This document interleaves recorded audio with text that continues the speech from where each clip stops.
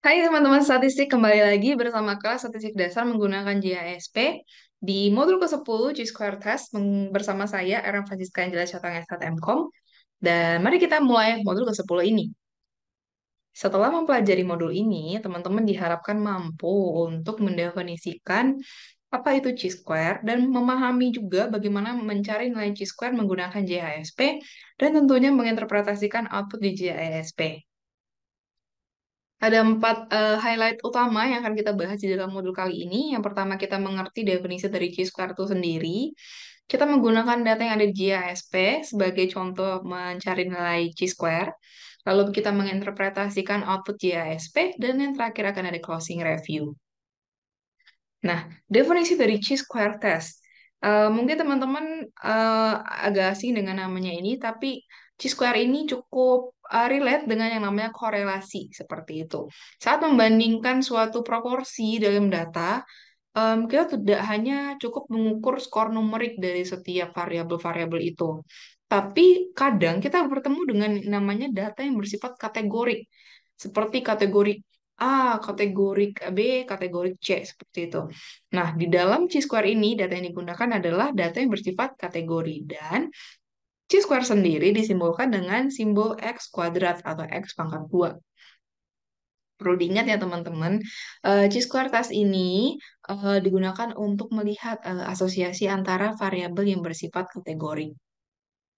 Nah, di dalam Chi-square ini sendiri nanti akan ada ciri khasnya sendiri, yaitu adanya tabel kontingensi atau sering disebut dengan data cross tabulasi atau cross tab atau two-way table, yang mana data ini untuk mengklasifikasikan data variabel-variabel kategoriknya sendiri.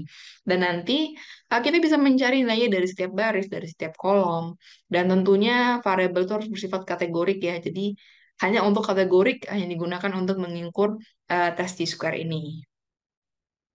Nah, tentu saja di dalam setiap uji statistik pasti ada ketentuan-ketentuan yang digunakan karena ini bersifat eh, pengujian berupa statistik. Jadi di dalam T-square sendiri data itu harus bersifat variabel, lalu terdapat grup-grup dan tidak ada relasi dari antara setiap grup, lalu bukan bersifat data yang berpair atau bersampel berpasangan seperti itu, seperti pretest atau post-test, seperti observasi, berbeda ya. Dan relatif menggunakan data yang cukup gede, cukup besar seperti itu. Nah, kita langsung saja ya masuk ke dalam JASP teman-teman. Silakan membuka aplikasinya. Kita buka JASP-nya, lalu kita pilih di bagian menu baris tiga di atas, di Open Data Library, lalu pilih di Frequencies. Tenang saja, di sini kita melihat Frequencies, karena di dalam Frequencies terdapat pengujian Chi-square-nya. Data yang kita gunakan adalah data Condensing Cats and Dogs, di mana terdiri dari 270 data, yang terdiri atas animal cat dan dog. Trainingnya juga ada banyak kategorinya, dan dance-nya kategorinya bersifat kategori ya atau tidak, seperti itu. Stepnya di dalam contingency table-nya, silakan masukkan training di kolom row, di bagian row, lalu dance di bagian kolom, dan di bagian layers dimasukin data animal, dan jangan lupa mencentang chi-square-nya atau berupa simbol X kuadrat, dan jangan lupa odds ratio-nya juga dipilih dengan confidence intervalnya 95%, karena dalam kasus ini kita menggunakan significance level 5%. Masih ingat ya, maksudnya seperti apa? 100% adalah sifat terbaik dalam suatu interval kebenaran sebuah penelitian. Namun dalam hal ini kita memberikan toleransi kesalahan hanya sekitar 5%, dan nanti akan kita uji masing-masing dengan p-value dari uji Chi-square ini sendiri. Deskriptifnya, kita melihat dulu deskriptif statistiknya dan frekuensi tabelnya, kita bisa melihat di layar. Em, Animalnya berapa banyak, trainingnya berapa banyak, dance-nya berapa banyak, lalu frekuensi dari animal, frekuensi dari training, frekuensi dari dance.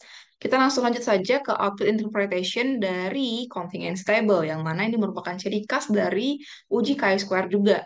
Jadi terdapat contingency table yang mana kita di sini menghitung expected count. Jadi di expected count ini ada rumusnya tersendiri, namun di sini kita langsung saja menunjukkan hasilnya karena mungkin kita akan membahas lebih dalam jika kita belajar lebih dalam tentang materi ini seperti itu. Jadi kita bisa melihat cat dengan training affection as reward di dalam dance no dan yes seperti apa countingnya.